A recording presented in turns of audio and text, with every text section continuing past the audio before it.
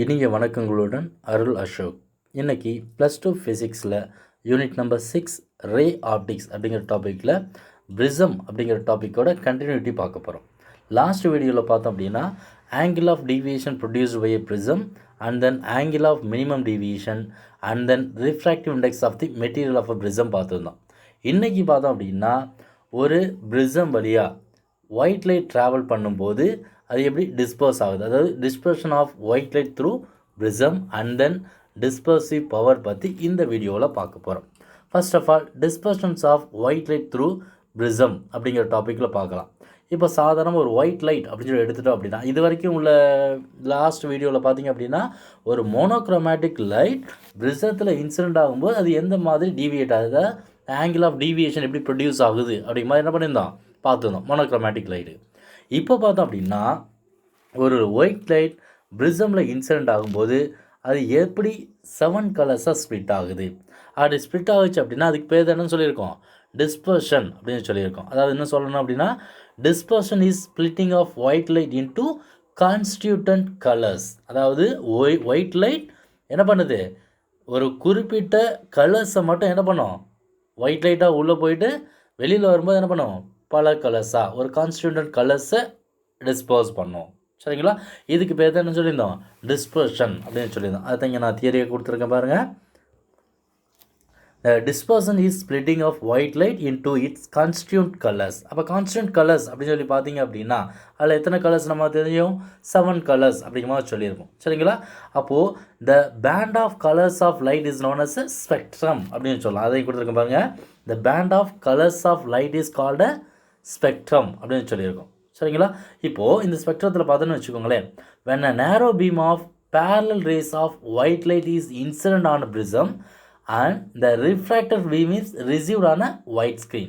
அப்போது இங்கே white light incident ஆகுச்சு அப்படின்னா இதுலேருந்து டிஸ்பர்ஸ் ஆகக்கூடிய ஒயிட் லைட்டை நான் என்ன பண்ணுறேன், ஒரு ஸ்க்ரீன் வச்சு பார்த்தோம் அப்படின்னா ஒயிட் லைட் மல்டிபிள் கலர்ஸாக கான்ஸ்டியூண்ட் கலர்ஸாக நமக்கு தெரியும்.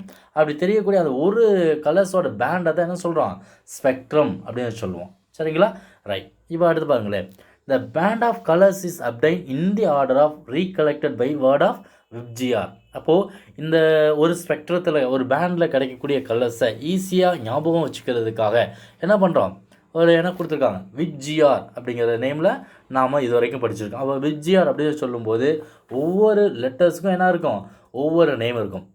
ஃபார் எக்ஸாம்பிள் விப்ஜிஆர் வி அப்படிங்கிறது வயலட், ஐங்கிறது இண்டிகோ, ப்ளூங்கிறது பிங்கிறது ப்ளூ, ஜிங்கிறது க்ரீன், ஒய்ங்கிறது எல்லோ, ஓங்கிறது ஆரஞ்ச் அண்ட் ரெட் அப்படிங்கிற ஆர்டரில் இருக்கும். அதாவது VIBGYOR violet, indigo, blue, green, yellow, orange and then red அப்படிங்கிற ஆர்டரில் இருக்கும். சரிங்களா, இப்போ இதில் பார்த்தோம் அப்படின்னா the violet is the most deviated colour. ஓகேங்களா, இப்போ இந்த வயலட் பார்த்திங்க அப்படின்னா அதிகமாக என்ன பண்ணோம், அதிகபட்சமாக டீவியேட் ஆகக்கூடிய கலர்ஸ். ஓகேங்களா, ரைட். இப்போ அடுத்து பார்த்தீங்க அப்படின்னு வச்சுக்கோங்களேன், தென் லீஸ்ட்னு சொல்லுவோம். அப்போ மோஸ்ட் அப்படின்னு சொன்னோம் அப்படின்னா லீஸ்ட்னு ஒன்று இருக்குது. அப்போ லீஸ்ட் பார்த்தீங்கன்னா red is the least deviated colour. அப்போ என்ன சொல்லியிருக்கோம், அப்போது ஒயிட் லைட் ஒரு ப்ரிசத்தில் இன்சிடென்ட் ஆகி டிஸ்பர்ஸ் ஆச்சு அப்படின்னா நமக்கு விப்ஜிஆர் அப்படிங்கிற ஆர்டரில் 7 கலர்ஸ் கிடைக்கும். அப்படி 7 கலர்ஸில் எது அதிகமாக டீவியேட் ஆகும் அப்படின்னா வயலட் கலர் டீவியேட் ஆகும். எது லீஸ்டாக டீவியேட் ஆகும் அப்படின்னா ரெட் கலர் டீவியேட் ஆகும். புரிஞ்சதுங்களா, ரைட். இப்போ இதே எக்ஸ்பெரிமெண்ட்டை நம்மளோட நியூட்டன் என்ன பண்ணியிருக்காரு, ஜஸ்ட் டெமான்ஸ்ட்ரேட் பண்ணியிருக்காரு. எப்படி அப்படின்னா ஒரு ஒயிட் லைட் ப்ரிசத்தில் இன்சிடென்ட் ஆகுது, இன்சிடென்ட்டாக என்ன பண்ணுது 7 கலர்ஸாக டிஸ்பர்ஸ் ஆகுது. சரிங்களா, அப்படி டிஸ்பர்ஸ் ஆகக்கூடிய 7 கலர்ஸை திரும்ப என்ன பண்ணணும், ஒயிட் கலர்ஸாக கொண்டு வரணும் அப்படின்னா என்ன பண்ணியிருக்காரு, சேம் டைப் ஆஃப் ப்ரிசத்தை என்ன பண்ணியிருக்காங்க, இன்வெர்ட்டர் பொசிஷனில் வச்சு 2 ப்ரிசத்தை வச்சு என்ன பண்ணியிருக்காங்க, நமக்கு ஒயிட் லைட்டை திரும்ப கொண்டு வந்தார். சேம் அதே டெமான்ஸ்ட்ரேஷனை நான் இங்கே கொஞ்சம் ரிட்டர்னில் கொடுத்து வச்சுருக்கேன் பாருங்களேன். இப்போது ஸ்க்ரீன் அதாவது ஒரு ப்ரிசத்துலேருந்து வரக்கூடிய அந்த 7 கலர்ஸ் என்ன பண்ணுறேன், ப்ரிசத்தில் இன்சிடென்ட் பண்ணுறேன். அப்போ இன்சிடென்ட் பண்ணும்போது அந்த 7 கலர்ஸ் என்ன பண்ணுது, ஒயிட் லைட்டாக கன்வெர்ட் ஆகுது. அப்போ அந்த ஒயிட் கலர் லைட்டை நான் என்ன பண்ணுறேன், சேம் இதே லென்த் இதே வித் இருக்கக்கூடிய இதே சைஸ் இருக்கக்கூடிய ஒரு ப்ரிசத்தை இன்வெர்ட்டர் பொசிஷனில் வைக்கிறேன். சரிங்களா, அப்போ இன்வெர்ட்டர் பொசிஷனில் வச்சு இந்த ஒயிட் லைட்டை இந்த ப்ரிசத்தை இன்சிடென்ட் பண்ணோம் அப்படின்னா இங்கே நமக்கு என்ன கிடைக்குது, சேம் அதாவது இங்கே நாம் இன்சிடென்ட் பண்ணக்கூடிய அந்த 7 கலர்ஸும் அவுட்புட்டாக என்ன பண்ணுது நமக்கு இங்கே கிடைக்கிது. சரிங்களா? அதுதான் இங்கே கொடுத்துருக்கோம் பாருங்கள். The Newton has demonstrated through a classical experiment to produce white light by recombining all the colors of Vibgyor. ஓகேங்களா? ரைட்.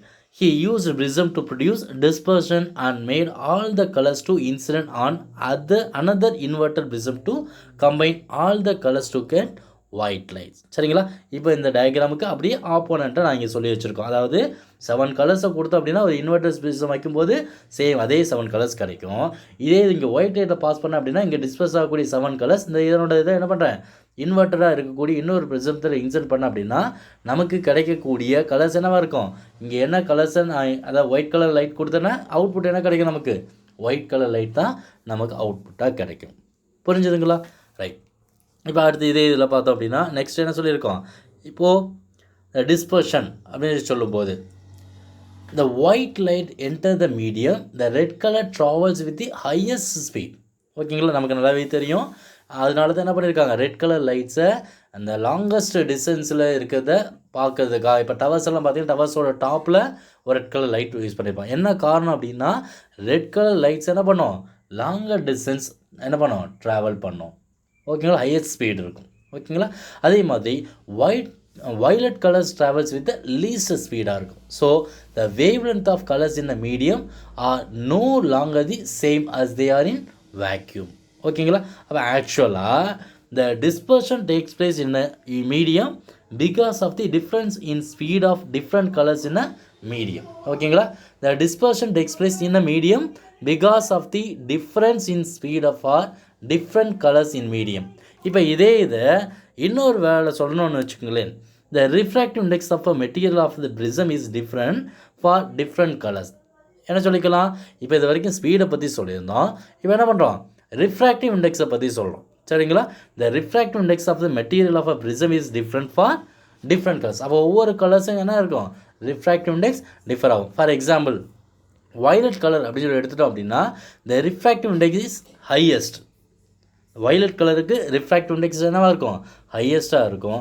ரெட் கலர்னு சொல்லி எடுத்துட்டோம் அப்படின்னா ரெட் கலரோட ரிஃப்ராக்டிவ் இண்டெக்ஸ் லீஸ்ட் வேல்யூவாக இருக்கும். புரிஞ்சுதுங்களா? இப்போ என்ன சொல்லியிருக்கோம், ரிஃப்ராக்டிவ் இண்டெக்ஸை டிபெண்ட் பண்ணி என்ன பண்ணியிருக்கோம், அதாவது refractive index of material of a prism is different for different colours. அப்போ ஒவ்வொரு கலர்ஸோட ரிஃப்ராக்டிவ் இண்டெக்ஸை பொறுத்து என்ன பண்ணியிருக்கோம், அதோட ஸ்பீட் வேரி ஆகலாம். ஃபார் எக்ஸாம்பிள் என்ன சொல்லியிருக்கோம், வயலட் கலர் அப்படின்னு சொல்லி எடுத்துட்டோம்னா வயலட் கலரோட ரிஃப்ராக்டிவ் இண்டெக்ஸ் ஹையஸ்ட்டாக இருக்கும். தென் ரெட் கலர்னு சொல்லி எடுத்துட்டோம் அப்படின்னா அப்போ ரெட் கலரோட ரிஃப்ராக்டிவ் இண்டெக்ஸ் லீஸ்ட்டாக இருக்கும். ஸோ ரெட் கலரோட ரிஃப்ராக்டிவ் இண்டெக்ஸ் லீஸ்ட்டாக இருக்கிறதுனால அப்போ என்ன இருக்கும், அதோட ஸ்பீட் ஹையஸ்ட் ஸ்பீடாக இருக்கும். புரிஞ்சுதுங்களா? இதை தான் நம்ம இந்த டாப்பிக்கில் சொல்கிறோம். புரிஞ்சுதுங்களா? ஓகே. அப்போ இதே இதில் பார்த்தோம் அப்படின்னா இப்போ ஒரு 3 கலர்ஸ் எடுத்துக்கோமே, இப்போ different glasses. For example crown glass ஒன்று எடுத்துக்கோம், ஃப்ரண்ட் கிளாஸ் ஒன்று எடுத்துக்கோமே. இப்போ வயலட் கலர் அப்படின்னு சொல்லி எடுத்துட்டோம் அப்படின்னா வயலட் கலர் இந்த கிரவுண்ட் கிளாஸில் அதோட ரிஃப்ராக்டிவ் இண்டெக்ஸ் எவ்வளோ இருக்கும், 1.533 அப்படிங்கிற மாதிரி இருக்கும். சப்போஸ் ஃப்ளின்ட் கிளாஸ்னு சொல்லி எடுத்துட்டோம் அப்படின்னா அதில் ரிஃப்ராக்டிவ் இண்டெக்ஸ் எவ்வளோ இருக்கும், 1.663 அப்படிங்கிறது இருக்கும். இதே ரெட் எடுத்துக்கிட்டோம் அப்படின்னா அதில் கிரவுண்ட் கிளாஸில் 1.515 அப்படிங்கிற மாதிரியும் ஃப்ளின்ட் கிளாஸில் 1.622 அப்படிங்கிற ரேஞ்சில் என்ன இருக்கும் நமக்கு இதனோட ரிஃப்ராக்டிவ் இண்டெக்ஸ் இருக்கும். சரிங்களா? ரைட். அடுத்ததாக பார்த்தீங்க அப்படின்னா இந்த பிரிசத்தோட டிஸ்பர்சிவ் பவர்.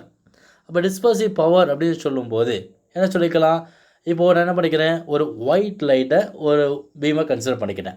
சரிங்களா? இப்போது இந்த ஒயிட் லைட்டை நான் ஒரு பிரிசத்தில் என்ன பண்ணுறேன், பாஸ் பண்ணுறேன். அப்படி பாஸ் பண்ணும்போது அந்த ஒயிட் லைட் என்ன பண்ணுது, டிஃப்ரெண்ட் கான்ஸ்டியூண்ட் கலர்ஸாக டிஸ்பர்ஸ் ஆகுது. சரிங்களா? ரைட். இப்போது suppose if the angle of prism is small of order of 10 degreeன்னு வச்சுக்கோமே, the prism is said to be a small angle prism அப்படின்னு சொல்லலாம். அதாவது என்ன சொல்லியிருக்கோம், இது ஒன் வேர்டில் கேட்கலாம். if the angle of prism is small of the order of 10 degreeன்னு எடுத்துட்டோம்னா the prism is said to be a small angle of prism அப்படின்னு சொல்லி என்ன பண்ணிக்கலாம், கன்சிடர் பண்ணிக்கலாம். புரிஞ்சுதுங்களா? ரைட். அதே இது when the rays of light pass through such prism the angle of minimum deviations also become small. அப்போது என்ன சொல்லியிருந்தோம், ஸ்மால் ஆங்கிள் ப்ரிசமாக இருக்கிறதுனால நமக்கு அதில் கிடைக்கக்கூடிய ஆங்கிள் ஆஃப் மினிமம் டிவியேஷன் என்னவாக தான் இருக்கும், ரொம்ப ஸ்மாலராக தான் இருக்கும். ஸோ என்ன எடுத்துக்கலாம், let A be the angle of small angle of prism and delta be delta. ஓகேங்களா? அதாவது என்ன சொல்லியிருக்கோம், பெரிய ப்ரிசம் சொல்லி எடுத்துட்டோம் அப்படின்னா, பிக்கஸ்ட் ப்ரிசம் சொல்லி எடுக்கும்போது ஆங்கிள் ஆஃப் ப்ரிசத்தை என்ன சொல்லி எடுத்திருந்தோம், ஏ அப்படிங்கிற லெட்டரில் எடுத்திருந்தோம். ஆனால் இங்கே ஸ்மால் ப்ரிசம் எடுக்கிறதுனால அப்போ அதனோட ஆங்கிள் ஆஃப் ப்ரிசம் அப்படிங்கிறத என்ன சொல்லி எடுத்துக்கலாம், டெல்டா அப்படின்னு சொல்லி நோட் பண்ணிக்கலாம். ஓகேங்களா? Sorry, okay. And delta be angle of minimum deviation then equations becomes அப்படின்னு சொல்லி கொடுத்துருக்காங்க. அப்போது இங்கே ஸ்மால் ப்ரிசம் அப்படின்னு சொல்லி எடுத்துட்டோம் அப்படின்னா எப்படி எடுத்துக்கலாம், ஜஸ்ட் ஞாபகம் வச்சுக்கோங்க, A is the angle of small angle of prism and delta be the angle of minimum deviation. அங்கே என்ன சொல்லி கொடுத்துருந்தோம், டின்னு சொல்லி கொடுத்துருந்தோம் ஆங்கிள் ஆஃப் மினிமம் டிவியேஷனை. இங்கே என்னன்னு சொல்லி எடுத்துக்கிட்டோம், டெல்டான்னு சொல்லி எடுத்துட்டோம். திரும்பவும் சொல்கிறேன், அப்போ ஏ அது கேபிட்டல் ஏன்னு சொல்லி எடுத்துட்டோம் அப்படின்னா சாதாரண ப்ரிசத்துக்கும் ஆங்கிள் ஆஃப் ப்ரிசம் ஏ அப்படிங்கிற எடுத்துட்டோம். தென் ஸ்மால் ஆங்கிள் ஆஃப் ப்ரிசத்தை என்ன பண்ணியிருக்கோம், ஏன்னு எடுத்திருக்கோம். And then angle of minimum டிவியேஷனை சாதாரண ப்ரிசத்துக்கு டி அப்படின்னு சொல்லி எடுத்திருந்தோம். இந்த ஸ்மால் ப்ரிசத்துக்கு பார்த்திங்க அப்படின்னா டெல்டா அப்படின்னு சொல்லிட்டு நோட் பண்ணி வச்சுருக்கோம். புரிஞ்சுதுங்களா? அப்போது இந்த இதை என்ன பண்ணிக்கலாம், நாம் ஜஸ்ட் நான் முன்னாடி இருக்கும் இந்த refract index of a prism அப்படின்னு சொல்லி பார்த்துருந்தோங்களா, அந்த டாபிக் படி எழுதிக்கலாமே.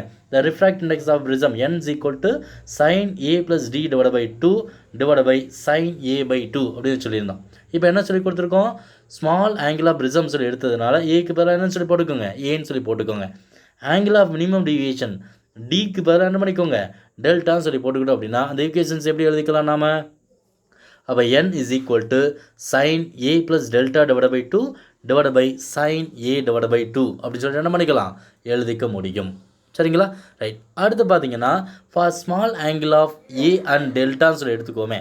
அப்போது அந்த ஆங்கிள் ஸ்மாலராக இருக்கிறதுனால அப்போ சைன் வேல்யூ என்ன ஆயிரும், தேவையில்லை. அப்போ sine A plus delta divide by 2 என்ன எடுத்துக்கலாம், A plus delta divide by 2ன்னு சொல்லி எடுத்துக்கலாம். அதே மாதிரி சைன் ஏ டிவைட் பை 2 என்னன்னு சொல்லி எடுத்துக்கலாம், a divided by 2 அப்படின்னு சொல்லி எடுத்துக்கலாம். அப்போது இந்த refractive index n is equal to என்ன சொல்லி எடுத்துக்குவீங்க, a plus delta divided by 2 divided by a by 2 அப்படின்னு சொல்லி எடுத்துக்கலாம். அப்போ இதை என்ன பண்ணிக்கோங்க, ஜஸ்ட் ஈக்குவேட் பண்ணுங்க.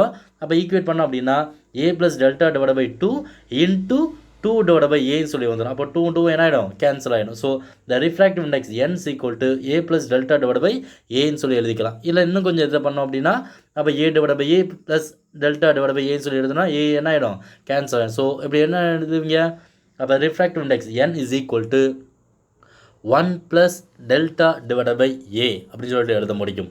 சரிங்களா? ரைட். இந்த ஈக்குவேஷன்ஸையும் நான் என்ன பண்ணுறேன், ஜஸ்ட் இன்னும் சிம்பிளிஃபை பண்ணுறேன்னு வச்சுக்கோங்களேன். அப்போ சிம்பிளிஃபை பண்ணோம் அப்படின்னா அப்போ என்ன சொல்லியிருக்கோம், n is equal to 1 plus delta divided by a சொல்லியிருந்தோம். ஸோ இது ஜஸ்ட் மாடிஃபை பண்ணோம் அப்படின்னா எப்படி எழுதிக்கலாம், delta divided by a is equal to n minus 1. அதாவது இந்த 1ங்கிறது ஈக்குவேஷனுக்கு லெஃப்ட் சைடு வந்துச்சுன்னா என்ன ஆகிடும், -1 ஆகிடும். So delta divided by a is equal to n divided by 1 அப்படின்னு சொல்லி எழுதிக்கலாம். ஓகேங்களா? இப்போ நமக்கு என்ன வேணும், இந்த angle of small angle of minimum deviation மட்டும்தான் வேணும் அப்படின்னா அப்போ டெல்டா மட்டும் எடுத்துக்காங்களா. அப்போ டெல்டா இஸ் ஈக்குவல் டு என்ன சொல்லி எழுதிக்கலாம், n minus 1 into a சொல்லி எழுதிக்கலாமா, கரெக்டுங்களா? ரைட். அப்போது இந்த ஈக்குவேஷன் நம்பர் 1 சொல்லி கன்சிடர் பண்ணிக்கோங்களேன். இப்போது when white light enters the prism the deviation is different for different colors அப்படின்னு சொல்லியிருந்தோம். ஸோ இந்த refractive index also different for different colours அப்படின்னு சொல்லியிருக்கோம். சரிங்களா? அப்போது இந்த மினிமம் டிவியேஷன் வயலட் கலர்னு சொல்லி எடுத்துட்டோம் அப்படின்னா என்ன சொல்லி எடுத்துக்கலாம், டெல்டா வி சொல்லி எடுத்துக்கலாம். ரெட் கலர்னு சொல்லி எடுத்துட்டோம் அப்படின்னா அப்போ அதனோட மினிமம் டிவியேஷன் எடுத்துக்கலாம், டெல்டா ஆர்னு சொல்லி எடுத்துக்கலாம். சரிங்களா? அதான் கொடுத்துருக்கேன். Let delta V and delta R the angle of minimum deviation for violet and red colour. And also let NV and NR be the refractive index of the violet and red colors அப்படிங்கிறத நான் consider பண்ணிக்கிறேன். ஓகேங்களா? அப்போது violet colour அப்படி வச்சோன்னோம் அப்படின்னா அப்போ அதனோட angle of minimum டிவியேஷன்ஸை எப்படி எழுதிக்கலாம், ஈக்குவேஷன் நம்பர் 1 டிபெண்ட் பண்ணி எழுதி பாருங்களேன். அப்போ எப்படி எழுதிக்கலாம், ஃபார் violet கலர்ஸாக இருந்துச்சு அப்படின்னா delta V is equal to NV minus 1 into ஏன்னு சொல்லி எழுதிக்கலாமா. இதை ஈக்குவேஷன் நம்பர் 2ன்னு வச்சுக்கோங்க. இதே ரெட் கலர்னு சொல்லி எடுத்துட்டிங்க அப்படின்னா சேம் இதே ஈக்குவேஷன் தான். அதை என்ன பண்ணிக்கிறேன், ஜென்ரல் ஈக்குவேஷன். இது ஒவ்வொரு கலர்ஸையும் இண்டிவிஜுவலாக சொல்கிறோம். ஸோ ரெட் கலர் எடுத்துட்டோம்னா delta R is equal to N R minus 1 into A அப்படின்னு சொல்லி எழுதிக்கலாம். அப்போ இதே ஈக்குவேஷன் நம்பர் 3ன்னு சொல்லி நோட் பண்ணிக்கிறேன். ஓகேங்களா? ரைட். இப்போது and angle of minimum deviation for violet colour delta V is கிரேட்டராக இருக்கும். சரிங்களா? ரெட் கலர்ஸ் அதாவது என்ன இருக்கும், greater than the minimum deviation of red கலர்ஸாக இருக்கும். So the refractive index of violet color என்னவா இருக்கும், NV is greater than the refractive index for the red colour அப்படிங்கிற மாதிரி சொல்லியிருக்கோம். ஸோ ரெண்டுமே என்ன இருக்குது, ஹையராக இருக்கிறதுனால அப்போது subtractions of delta R from delta V. So இதிலேருந்து நமக்கு என்ன கிடச்சிக்கும், அப்போ delta V minus delta R is equal to envy minus NR into ஏன்னு சொல்லி போட்டுக்கலாங்களா. அதாவது என்ன ரீசனாக எடுத்துகிட்டு இருந்தோம் அப்படின்னா, the angle of minimum deviation for violet colors delta V is greater than angle of minimum deviation for red color delta R. அதே மாதிரி the refractive index of violet color NV is greater than the refractive index for red color அப்படிங்கிறதுனால நான் என்ன பண்ணுறேன், delta R and delta வியை subtract பண்ணிக்கிறேன். அப்போ subtract பண்ணோம் அப்படின்னா எவ்வளோ கிடைச்சது நமக்கு, delta V minus delta R is equal to envy minus NR into A அப்படின்னு சொல்லிட்டு என்ன பண்ண முடியும், எழுதிக்க முடியும். அப்போ இது ஈக்குவேஷன் நம்பர் 4 சொல்லி நோட் பண்ணிக்கிறேனே. ஓகேங்களா. அப்போ இந்த ஈக்குவேஷன்ஸ்லேருந்து இப்போ இந்த டெல்டா வி மைனஸ் டெல்டான்னு சொல்லியிருக்குமா, அப்போ இந்த ஈக்குவேஷன்ஸ்லேருந்து என்ன பண்ணிக்கலாம், நாம் ஆங்குலர் டிஸ்பர்ஷன் அப்படிங்கிறத டிஃபைன் பண்ணிக்கலாம். எப்படி அப்படின்னா, the angular separation between the two extreme colors அதாவது violet and red in the spectrum is called angular dispersion அப்படின்னு சொல்லி கொடுத்துக்கலாம். அதாவது the angular separation between the two extreme colors, அது any colors violet or red இருக்கலாம் or any other colors any two colors இருக்கலாம். ஓகேங்களா. இந்த spectrum is called angular dispersion அப்படின்னு சொல்லிக்கலாம். இந்த angular dispersion அப்படிங்கிறத நம்ம என்னதில் இந்த லெட்டரில் சொல்லிக்கலாம் அப்படின்னா எப்படி எடுத்துக்கலாம்னா டெல்டா. ஓகே, இப்போ பாருங்கள், if we take delta as the angle of minimum deviation for the any mean color and n the corresponding refractive indexன்னு சொல்லி எடுத்துக்கிட்டோன்னு வச்சுக்கோங்களேன். அப்போது the angle of minimum deviation டெல்டாவை எப்படி எழுதியிருந்தோம், delta is equal to n minus 1 into a அப்படின்னு சொல்லி already நம்ம சொல்லியிருந்தோம். ஓகேங்களா. ரைட். அப்போ இந்த கான்டென்ட்லேருந்து என்ன பண்ணிக்கலாம், டிஸ்பர்சிவ் பவர் அப்படிங்கிறத டிஃபைன் பண்ணலாம். எப்படி டிஃபைன் பண்ணிக்கலாம்னா, டிஸ்பர்சிவ் பவர் அப்படிங்கிறத ஒமேகா அப்படிங்கிற லெட்டரில் சொல்லியிருக்கேன். அப்போது it is defined as the ratio of angular dispersion for extreme colours to the deviation for any middle colours அப்படின்னு சொல்லி எடுத்துக்கலாம். ஓகேங்களா. இதை இன்னும் ஈக்குவேஷன்ஸை சொல்லணும் அப்படின்னா, omega is equal to angular dispersion divided by middle deviation அப்படின்னு சொல்லி கொடுத்துக்கலாம். அப்போது ஆங்குலர் டிஸ்பர்ஷன் என்ன எடுத்துக்கிறேன், delta V minus delta R divide by middle deviation சாதாரணமாக என்ன சொல்லி எடுத்துக்கலாம், டெல்டான்னு சொல்லி எடுத்துக்கலாம். சரிங்களா. அப்போ அந்த dispersive power omega is equal to delta V minus delta R divide by delta அப்படின்னு சொல்லிட்டு என்ன பண்ண முடியும், யூஸ் பண்ண முடியும். ஓகேங்களா.